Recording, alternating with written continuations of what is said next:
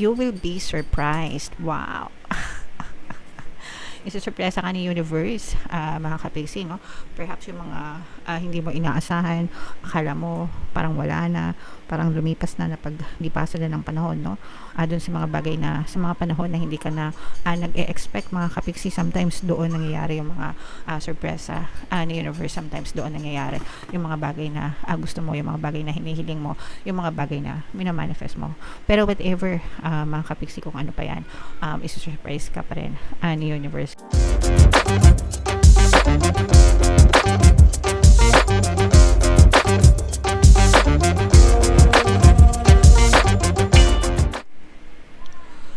Hello guys, hello Aries, welcome back to Pinay Pixie Tarot. Ang pamagat ng episode natin for tonight is OOTM, Oracle of the Month, para ngayong February, para sa Aries, Sun, Moon, Rising, Sign, and Venus. Meron tayong tatlong set ng decks dito guys. Ito yung para sa spiritual message nyo, ito yung para sa life messages, and ito naman yung sa love life, mga kapiksi.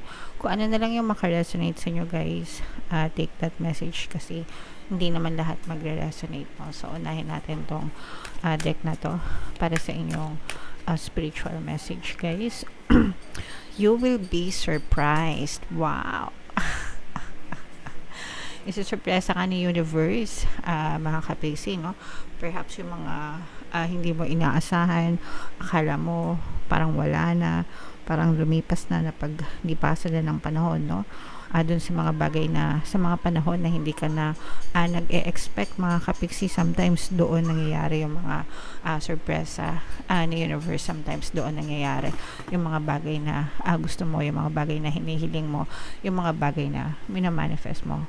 Pero whatever, mga kapiksi, kung ano pa yan, isusurprise ka pa rin ni universe, kagulat-gulat, mga kapiksi. Basahin natin tong message na to. Ask with love, and their answer may surprise you. Yet, whatever their answer, be happy, and this may surprise them. Hi, it's love, and I, the universe. So, whatever, mga kapiksi, no, if you ask anything wholeheartedly, guys, no, diba? Sa mga pinagdadasal natin, talagang ibibigay yan ni Lord guys, no? And you will be surprised with the answers. Sometimes even yung mga hopeless na ganap sa buhay natin, di ba? Yung mga akala natin wala na talagang pag-asa, yung mga sometimes nag-give up na tayo, no? Pero parang deep inside, sa puso natin, yung pa rin yung gusto natin, no? Bigla na lang, minsan, sabi ko nga, unexpectedly, sinasagot ni universe yung mga hiling nyo, mga kapiksi. As long as you ask with love, guys, malinis yung intention nyo, malinis yung puso nyo, guys, yung mga hiling nyo, yung mga dinadasal nyo, ibibigay yan, ipagkakaloob yan. Sometimes it may take a long time, no? Minsan, matagal, bago tayo sagutin, guys, 'di ba? Pero depende yan kung gaano kayo nagpa-persist sa mga gusto nyo. Just keep on praying, pagpanata nyo lang, keep on affirming, and kung ano yung control nyo sa physical reality, 'di ba? Yung pagkilos, positibong mental diet. Paulit-ulit ako dyan, guys, hanggang sa matanim yan sa isip nyo, kasi yan lang talaga yung sikreto, mga kapiksi. Okay? So, yeah. Comment down below if feeling nyo naka-resonate kayo dyan, mga kapiksi. And, ito naman yung sa ating live messages para sa inyo, guys. Habang sinashuffle ko to, panoorin nyo muna yung video natin regarding sa ating paano mag-manifest ng abundance video course. Kapiksi, sawa ka na ba sa mga struggles at hirap sa buhay mo? Masipag ka ba at masikap sa buhay ngunit hindi ka pa rin umaasenso? Ilang beses ka na bang nag-attempt mag-negosyo at mag-invest pero palagi ka pa rin nalulugi? Sa pagkakataon na ito ay maaaring may subconscious beliefs ka na nagiging balakid sa iyong pag-unlad at pagyaman. Introducing, paano mag-manifest ng abundance video course. Dito ay matututunan mong ma-overcome ang mga balakid mo para tuluyan ka ng umunlad, umasenso, sumagana, maging matagumpay, successful at maswerte sa iyong kabuhayan, pera, trabaho, negosyo, salapi at kaperahan ng bonggang-bongga. Dali! Mag-send na ng email sa pinoypixietarot@gmail.com at simulan na ang iyong pagyaman ngayon. Alright, so sa lahat ng gusto mag-avail ng course guys, yung promo natin ngayong January is magbibigay tayo ng 10% discount sa lahat na mag-avail ng course guys, kaya mag-avail na kayo. And ito naman yung mga live messages para sa inyo guys. We have nature and we have goddess. Itong nature na to guys, ito napakaganda din to because in this card, it means ito yung mga gifts, no? Regalo ni universe. Kaya nga sabi dito kanina, you will be surprised mga kapiksi kasi talagang regaluhan kayo ni universe ng mga bagay na deserve nyo, mga kapiksi. This may also represent healing, home, di ba? Kasi kapag nasa loob tayo ng tahanan natin, kasama natin yung pamilya natin, that's where the healing starts, no? Kasi ang ating pamilya, ang ating tahanan, di ba? So it feels very comfortable kasama yung pamilya natin, mapagmahal, maalaga, maaruga, no? So doon din nag-start yung healing natin. So kung meron kayong mga sakit na sama ng loob, 'di ba? Sa mga kaganapan sa buhay nyo, no, just come back to your family, come home to your family, and you will experience healing, mga kapiksi. For some of you, no, maaring meron ding good news, no, sa mga bumibili ng bahay, maglilipat ng bahay, ganyan. So, or nagpapagawa ng bahay, mga kapiksi, maaring may mga good news din kayo and maaring maging pabor din sa inyo ang sitwasyon, guys. Ito naman, this is the goddess within you, no? Yung sa loob mo, mga kapiksi, your love, your light, yung warrior sa loob mo, sa dibdib mo, yung pagiging malakas mo, mga kapiksi. So, alagaan mo yan because the true power, mga kapiksi, lies within you, not outside of you. Mga kapiksi, if you can change who you are, if you can change your perspective, if you can change your beliefs, mga kapiksi, your habits, your patterns within you, it will be reflected back in your physical reality. Kaya dapat talaga guys, ang pinofocus ng attention natin is yung pang-inner, what's going on inside our head, inside our heart. Yun dapat yung finofocus natin, hindi yung mga nakikita natin sa paligid, kasi yung nakikita natin reflection lang yon kung ano yung finofocus mo sa kalooban mo. If you focus on love, sa physical reality mo, ma-experience mo yung love. If you focus on happiness sa isip mo, sa loob mo, you focus on gratitude, sa experience mo, makaka-experience ka ng more things to be grateful for, more happy things, more happy memories na ma-experience mo. So, ganun yun, mga kapiksi. Okay? So, yeah, make sure na palagi nakafocus dun sa magaganda palagi.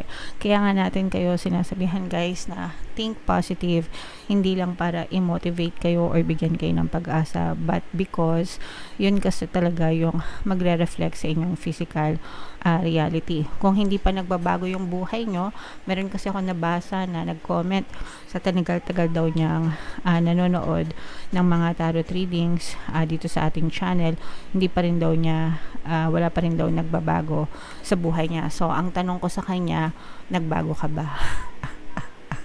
So, bago nyo ma-experience yung mga pagbabago, guys, no, na nakikita natin sa tarot reading, kayo muna yung unang magbabago because the power, your energy is within you.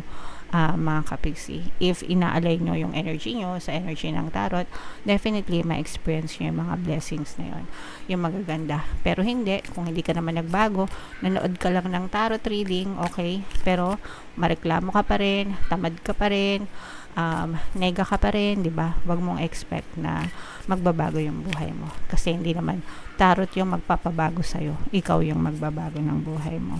Okay? Ito yung mga gabay lang, mga kapiksi. So, tingnan pa natin. Ito naman yung sa love natin, guys. Shuffle natin to. Habang sinashuffle natin to, naka-flash sa screen nyo yung ating another course, paano mawala ang third party at magkaroon ng harmonious na relationship para mawala yung mga sabit sa relasyon nyo, guys. 10% discount. And meron din tayong bagong course, paano pabalikin si ex, revised breakup, guys. So, abangan yung announcement niyan. Baka sa February available na siya, guys.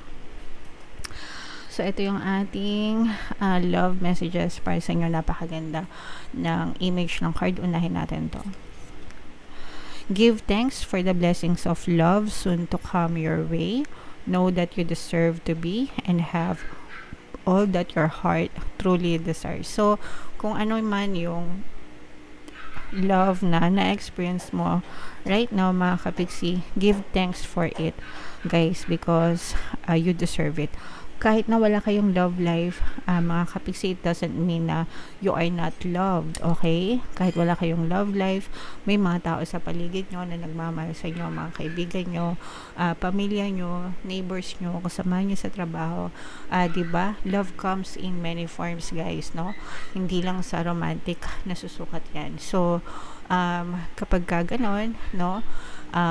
You should still be grateful, mga kapiksi, and know na dadating din sa iyo yung tamang pag-ibig na para sa iyo in terms of romantic love, because you deserve it, guys, okay? So antay-antay lang, mga kapiksi, palakasin yung love energy nyo. And ito naman, ito ay parang self-love, no? It is important right now to take a step back and spend some time alone, no? Kaya nga sabi ko self-love, spend some time alone instead of placing your focus on another. Now is the time to give yourself. So sa buhay, guys, hindi lang puro jowa yung minamahal, yung iniintindi, sila na lang yung inaasikaso nyo, sila na lang yung iniisip nyo, no? You should also think about yourself, mga kapiksi. Take care of yourself, love yourself, spend time with yourself, enjoy being with yourself, mga kapiksi. So, dapat inaalagaan yan, guys. Sabi ko nga, kung mahal nyo yung person nyo, dapat mas mahal nyo yung sarili nyo, mga kapiksi. Ikaw yan eh, 'di ba? Ikaw yan. So, bakit mo hahayaan na masaktan ka? Bakit mo hahayaan na magmukmok ka, 'di ba? So, love yourself, mga kapiksi. Okay? Alright. So, comment down below, guys, kung saan kayo nakaresonate dito ba sa spiritual, dito ba sa life messages, or dito ba sa love life. Comment down below, mga kapiksi. And for more tarot readings para sa Aries, guys, ito yung playlist nyo. Ito naman yung ating success stories ng paano mag-manifest ng abundance video course. Click here to subscribe, guys. Ito yung ating mga pampaswerte sa Subliminals. Thank you for liking, sharing, and subscribing. See you again next time. I love you all. Have a nice day. Bye-bye.